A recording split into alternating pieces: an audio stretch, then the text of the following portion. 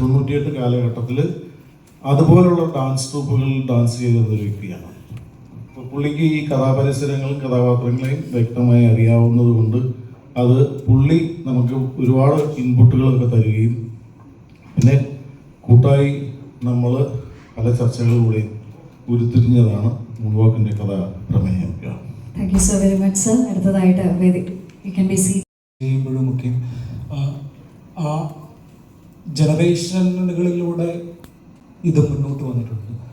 അത് തന്നെയാണ് ഇന്ന് ഈ സിനിമ പുറത്തു വരാനുള്ളൊരു പ്രധാനപ്പെട്ട പ്രചോദനമെന്നാണ് എനിക്ക് തോന്നിയിട്ടുള്ളത്.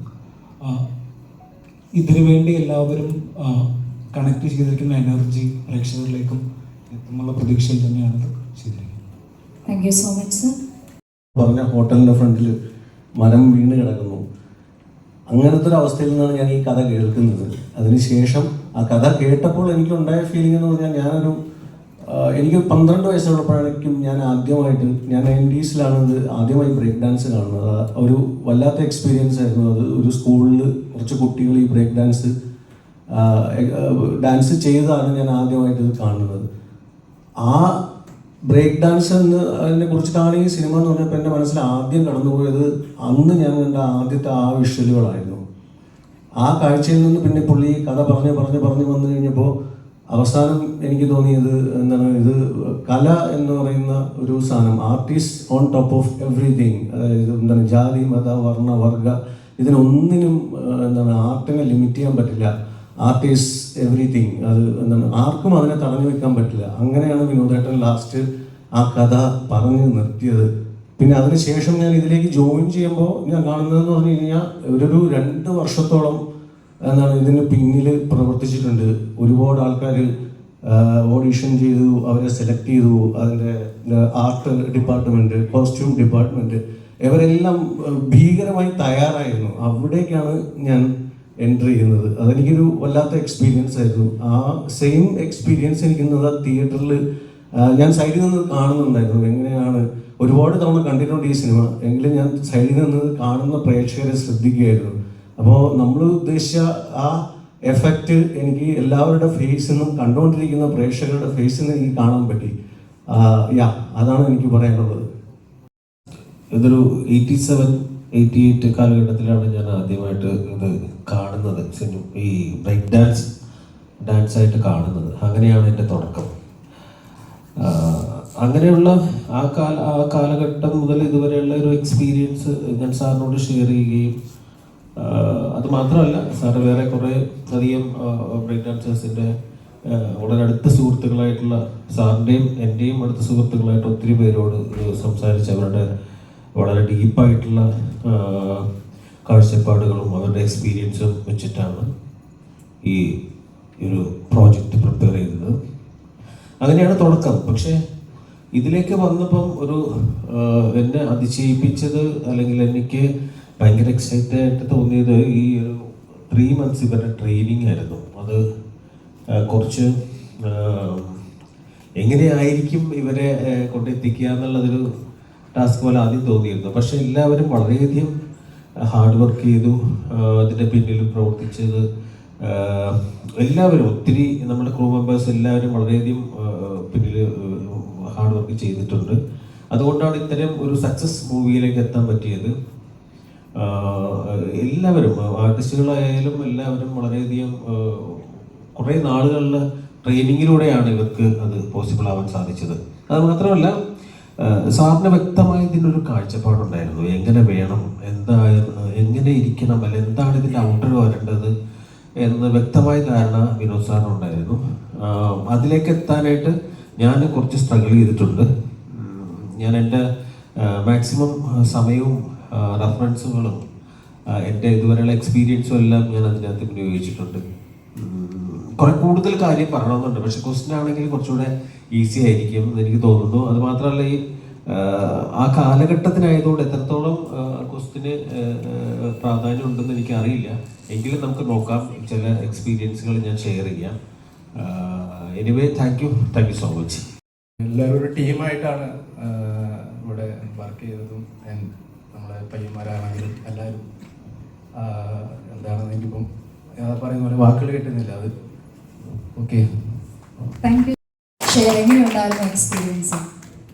എനിക്ക് ഒരു സിനിമ സെറ്റിൽ ഒരു ക്യാരക്ടർ ചെയ്തിട്ടുള്ള ഒരു ആദ്യത്തെ എക്സ്പീരിയൻസ് ആണ് ശരിക്കും.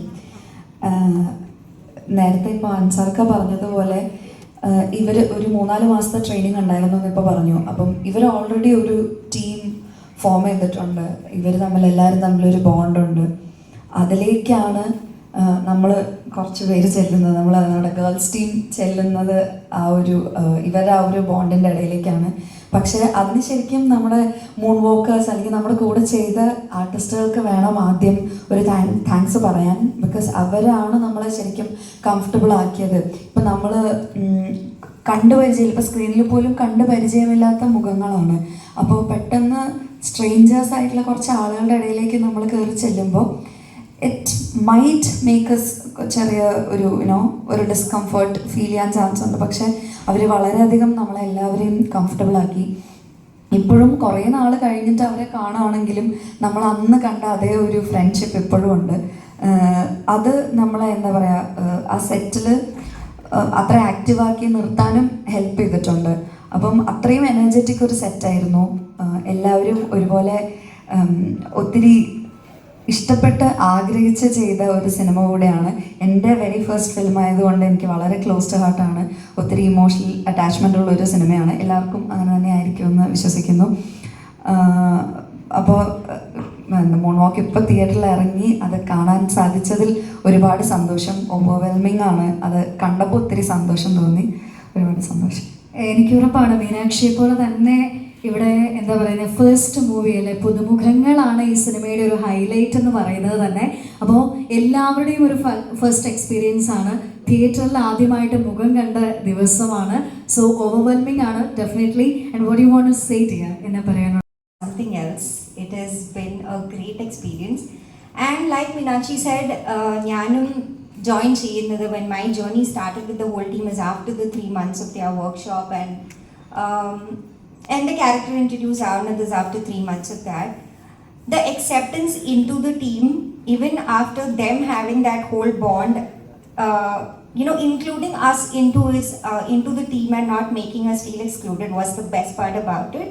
Even after everything, throughout the promotions and everything, korchake disconnect ayalum, again connecting and getting back to the same bond and making us feel like a team is the best experience that I have had personally. And I think it's the same for everybody as well. So yeah. And what about അപ്പം അത് കഴിഞ്ഞ് the bonding was very easy. എല്ലാവരും അങ്ങോട്ടും ഇങ്ങോട്ടും ഭയങ്കര mingling ആയിരുന്നു, supporting ആയിരുന്നു. Even directors I asked him like എന്തെങ്കിലുമൊക്കെ ഡൗട്ട് ഉണ്ടെങ്കിൽ ചോദിക്കും. So everything was perfect in the location. നല്ല ഫണ്ണായിരുന്നു.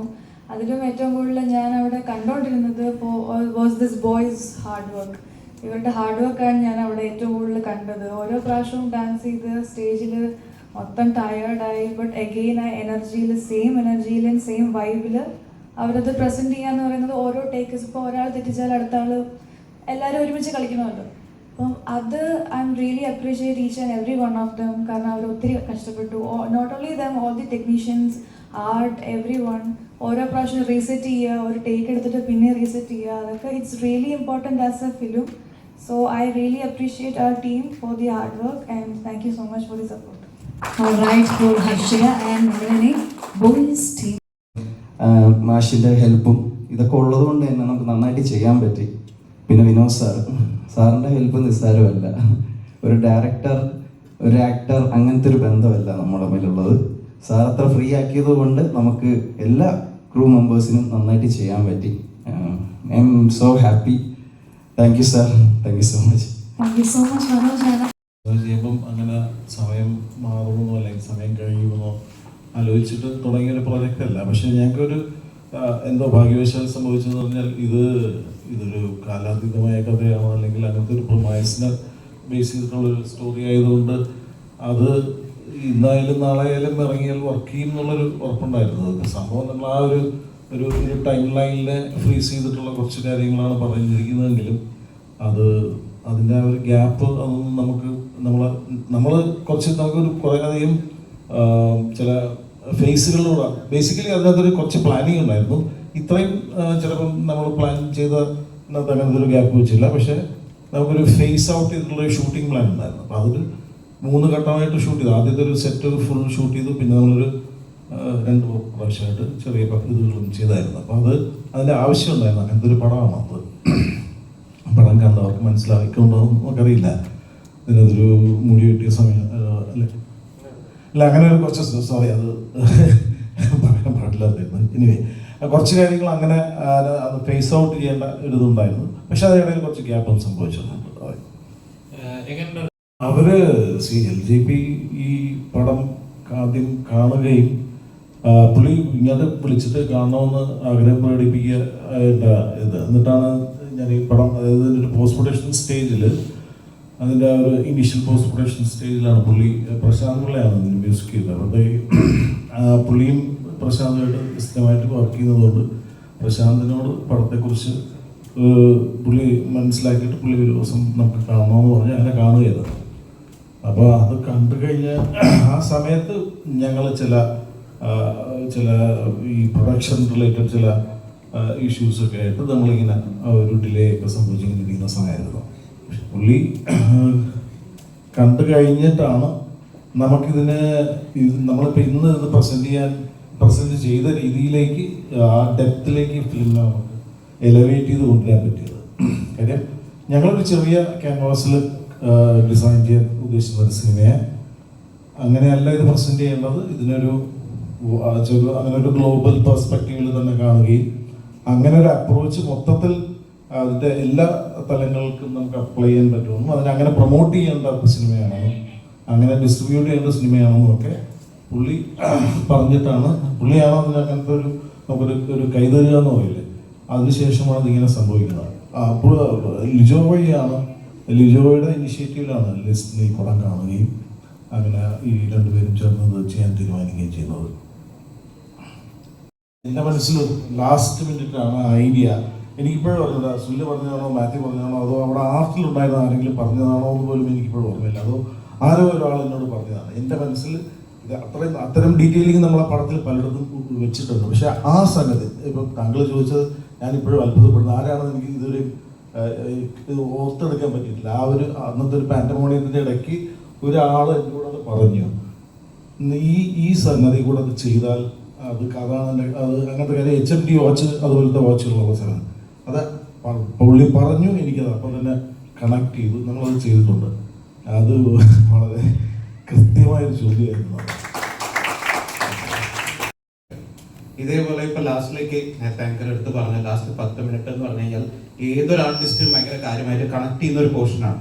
തടയപ്പെടുന്ന ഏതൊരു ആർട്ടിസ്റ്റും ഏത് മേഖലയിലായാലും അവൻ്റെ ഒരു അൺലീഷിംഗ് ആണ് ആ പെർഫോമൻസ് എന്നുള്ള രീതിയിൽ. അപ്പൊ ആ ഒരു പെർഫോമൻസും ഇത്തരം രാഷ്ട്രീയം പറയണം എന്നുള്ളൊരു തോട്ട് എന്തായിരുന്നു? ശരിക്കും പറഞ്ഞാൽ ഞാൻ യഥാർത്ഥത്തിൽ അതിനകത്ത് രാഷ്ട്രീയം കൃത്യമായിട്ട് നമ്മൾ പറയാൻ ശ്രമിച്ചിട്ടുണ്ട്. അതല്ല, പക്ഷെ അതിനപ്പുറം ഒരു ടീം സ്പിരിറ്റ്, അതായത് നമ്മൾ അറിഞ്ഞിരുന്ന, നമ്മൾ അനുഭവിച്ചിരുന്ന കൂട്ടുകാരുടെ ഒരു സ്പിരിറ്റ് ഉണ്ട്. അതായത് ഇത്തരം ഇപ്പോൾ സ്പോർട്സിലായാലും ഇത്തരത്തിലുള്ള ഇങ്ങനത്തെ ആർട്ട്, ഇതുപോലത്തെ പെർഫോമിങ് ആർട്സിൽ സ്റ്റേജിൽ കയറി അതായത് മിന്നുക എന്ന് പറയുന്നൊരു സംഗതി ഉണ്ടല്ലോ, അതൊരു സ്പാർക്ക് ഇങ്ങനെ ഉണ്ടാകുന്ന ഒരു സംഭവമാണ്. അപ്പോൾ അത് റിഫ്ലക്റ്റ് ചെയ്യാനായിട്ട് എടുക്കുന്നൊരു എഫേർട്ട് ഉണ്ട്. അത് ഈ ആർക്കും ഒരിക്കലും അതിന് ശരിക്ക്, അതിപ്പോൾ ഏതൊരു മേഖലയിലായാലും ഒരാളൊരു കാര്യം കൃത്യമായിട്ട് തീരുമാനിച്ച് അതിന് വേണ്ടി ഡെഡിക്കേറ്റ് ചെയ്ത് കഴിഞ്ഞാൽ അത് ചെയ്യാൻ സാധിക്കുമെന്ന് നമുക്ക് പലപ്പോഴും തോന്നുന്നുണ്ട്. ചില കാര്യങ്ങൾ അത് ചിലർക്ക് കൃത്യമായിട്ട് ചെയ്യാൻ പറ്റും. അതൊരു ടോട്ടൽ ഡെഡിക്കേഷൻ എന്നുണ്ടാകുന്നൊരു സംഗതിയാണ്. അത് തീർച്ചയായിട്ടും ഈ ചിത്രത്തിൽ റിഫ്ലക്റ്റ് ചെയ്യണം. അതൊരു ഇൻസ്പിറേഷണൽ എലമെൻ്റാണ്. അപ്പോൾ അത് പറയണമെന്നായിരുന്നു നമ്മൾക്ക് ഫോർമോസ്റ്റ് ആയിട്ട് നമുക്ക് ഉണ്ടാക്കുന്നത്. ഒബ്വിയസ്ലി അതിലൂടെ വന്നിരിക്കുന്ന മറ്റ് എലമെൻസിൻ്റെ ഭാഗമാണ് ഈ രാഷ്ട്രീയവും. അത് വേറൊരു കാര്യം പറയുകയാണെങ്കിൽ അതിലുപരി ഈ സൗഹൃദത്തിൻ്റെ ഒരു ശക്തി ഉണ്ടല്ലോ, ആ ശക്തി എന്ന് പറയുന്നത് നേരത്തെ ഇദ്ദേഹം പറഞ്ഞതുപോലെ ഈ വർണ്ണങ്ങൾക്കൊക്കെ എല്ലാം അതീതമാണ്. അപ്പം അവിടെ ഇങ്ങനെ ഒരു ഡിസ്ക്രിമിനേറ്റീവ് തിങ്കിങ്ങിൽ ആരെയും അതിനകത്തൊരു കൃത്യമായ സൗഹൃദത്തിന്, അതായത് ഒരാളെ എങ്ങനെ ഈ നമ്മളൊരു ടീമിലേക്ക് വരികയും കഴിവുള്ളവന് അത് പ്രകടിപ്പിക്കാനുള്ള പ്ലാറ്റ്ഫോം ഉണ്ടാവുകയും ചെയ്യുക എന്ന് പറയുന്നത് ഏറ്റവും ആവശ്യമായ ഒരു സംഗതിയാണ്. അല്ലെങ്കിൽ അതിൻ്റെ ഒരു ഓപ്പർച്യൂണിറ്റീസ് അങ്ങനെ ഉണ്ടായി വരുന്നതാണ്, അല്ലെങ്കിൽ സ്പോണ്ടേനിയസ് ആയിട്ട് ഉണ്ടായി വരും. പക്ഷെ അതല്ല, ചില ഘട്ടങ്ങളിൽ ചിലർക്ക് കൃത്യമായ ഓപ്പർച്യൂണിറ്റി കൊടുക്കണമെന്ന് ഡിസൈൻ ചെയ്യുന്ന ഒരു ടീം സ്പിരിറ്റ് ഉണ്ട്. അപ്പോൾ അതൊക്കെ പറയണമെന്നായിരുന്നു നമ്മുടെ പ്രധാനമായ കുറിച്ച്.